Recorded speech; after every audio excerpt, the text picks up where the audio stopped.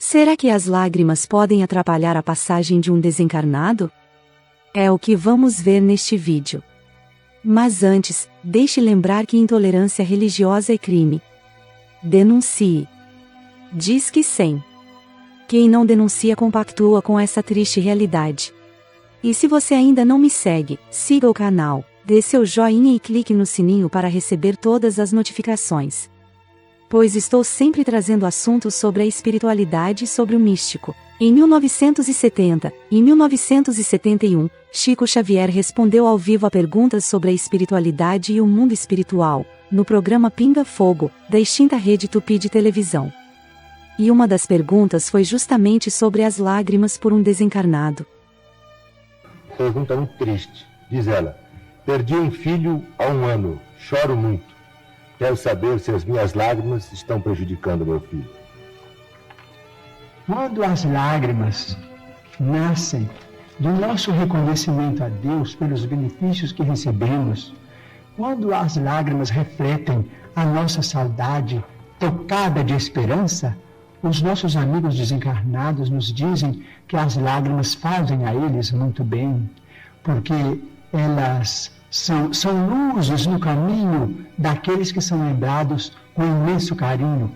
Mas quando as nossas lágrimas traduzem revolta de nossa parte diante dos desígnios divinos que nós não podemos de imediato sondar, quando essas lágrimas retratam rebeldia, essas lágrimas prejudicam os desencarnados, tanto quanto prejudicam os encarnados também. Como vimos, o que atrapalha a passagem de um falecido não é simplesmente chorar. O choro é normal e inevitável, afinal existe um elo entre quem fica e quem parte. Se a pessoa não chorar, ela vai ficar com aquele sentimento ruim represado dentro dela e esse sentimento reprimido vai lhe fazer mal. Isso a psicanálise fala muito.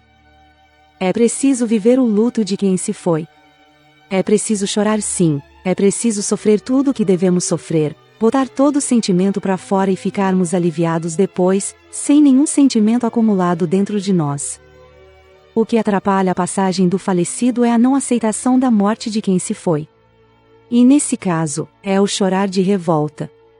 Desejar que o falecido retorne, ficar chamando por ele, perguntando por que se foi e afirmando que não poderia ter ido. Isso sim, pode atrapalhar e muito a passagem. É a rebeldia diante do inevitável, afinal, todos vamos partir em algum momento. Todo esse forte apego pode sim atrapalhar a passagem do desencarnado, e até mesmo prender o espírito dele aqui na Terra, se não for um espírito mais esclarecido. Pode fazer inclusive que esse desencarnado se torne seu obsessor sem que ele mesmo queira ou sequer se dê conta. Porque tentará te acessar, tentará uma comunicação com você e até mesmo tentará te ajudar. Mas como ajudar se acaba de desencarnar e ainda não está preparado para isso? A esse tipo de obsessão dizemos que é por amor. Os obsessores por amor possuem uma ligação muito forte de afeto com o encarnado. Dessa forma pode ser um marido, uma esposa, um grande amigo, amiga, um filho, filha, mãe, pai, tio, tia, irmão, irmã, amante, etc. É que essa revolta e não aceitação de quem fica, pela separação através da morte, faz com que o desencarnado se sinta com a necessidade de estar sempre perto de você, na intenção de dar vazão a este sentimento de amor. A intenção pode até ser boa, mas as coisas terminam se tornando complicadas em pouco tempo. Afinal, a pessoa encarnada cria seus próprios laços amorosos, de amizade, familiares, etc., podendo despertar ciúmes ou discordâncias da parte do desencarnado. O espírito que desencarna continua sendo o que é quando estava encarnado. A pessoa não muda só porque morreu.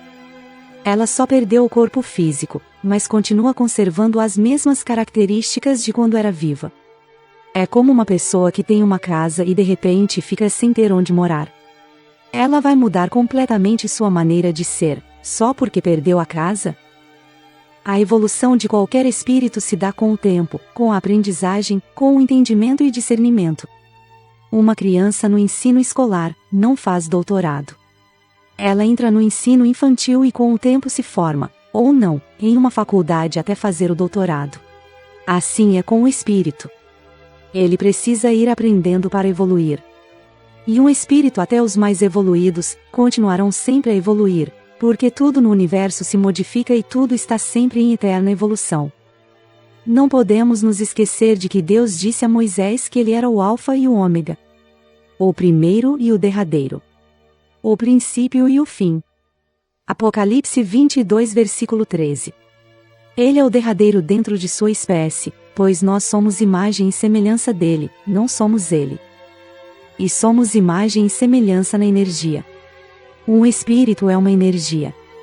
Assim sendo, um espírito estará sempre em evolução. Sentimentos rudimentares, como os ciúmes, por exemplo, podem fazer com que o desencarnado se torne hostil, tendo o desejo de controlar e dominar cada vez mais o encarnado, aumentando assim o grau de obsessão espiritual. Ele pode começar a tomar decisões por quem não aceita sua partida, julgando quais as pessoas são as mais apropriadas para a encarnada, qual é a melhor religião a seguir, quais os melhores hábitos e muito mais. E o que antes era uma obsessão por amor, pode vir a se tornar uma fonte de manipulação e sofrimento. Pois esse amor pode vir a destruir os relacionamentos da pessoa encarnada. Isso acontece porque, por mais que a ligação inicial era positiva, o espírito desencarnado ainda é imperfeito. Estas falhas morais, características dos seres espirituais imperfeitos, começam a aflorar e produzem frutos extremamente negativos. E acredite, o desencarnado não fará por mal, mas sim, pela não aceitação de ver acontecer certas coisas. Talvez você pense, mas fulano não faria isso comigo. Mas grande parte, para não dizer a maioria dos espíritos passam por um período de confusão mental ao desencarnar. Período em que não se dá conta de que realmente desencarnou. E esse período pode levar dias, como séculos. E você que fica desesperado, não aceitando a morte carnal deste espírito, sem perceber, ajuda ainda mais, a que esse período se estenda e o espírito demore a se dar conta de que desencarnou. E o chama através do desespero, não deixando que ele vá para a colônia que lhe será designada. Sem contar, que somente os seres espirituais em alto grau de evolução espiritual, são capazes de manter uma proximidade que respeita o livre-arbítrio dos indivíduos encarnados na Terra. Mas chorar e sofrer é normal. Inclusive, quando são lágrimas de saudades, de recordações dos bons momentos, os espíritos a recebem com muito carinho. Pois entendem com isso, que não foram esquecidos e que o amor existe entre vocês. E assim, consegue atravessar com mais confiança o limite da vida e da morte. Então, se quer chorar, chore, mas de saudades e não de revolta. O choro de descarga demora alguns dias, mais do que isso já passa a ser um choro de dependência emocional. Se você apresenta os sintomas vistos neste vídeo, busque um tratamento espiritual, ou mesmo uma psicoterapia. E nesses casos, eu posso te ajudar. Sou terapeuta holística e médium sensitiva de berço. Entre algumas das minhas mediunidades cito algumas: vidência, cura e incorporação. Se ficou alguma dúvida, deixe nos comentários que estarei respondendo. E compartilhe este vídeo com as pessoas que você acha que precisam ter estes conhecimentos. Agradeço a todos os meus seguidores, clientes e aprendizes, pela confiança em mim e em minhas entidades.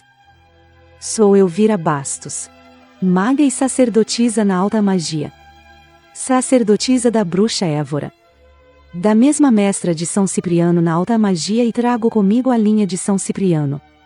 Mentora espiritual, terapeuta holística, palestrante, cartomante e numeróloga. Para marcação de consultas, trabalhos espirituais, palestras, mapas astrais e numerológicos, bem como assinatura cabalística e consultorias, à distância e presenciais.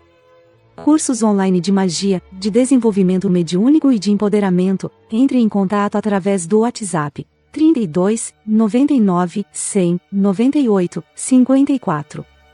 Se você estiver fora do Brasil, basta acrescentar o mais 55 antes do 32.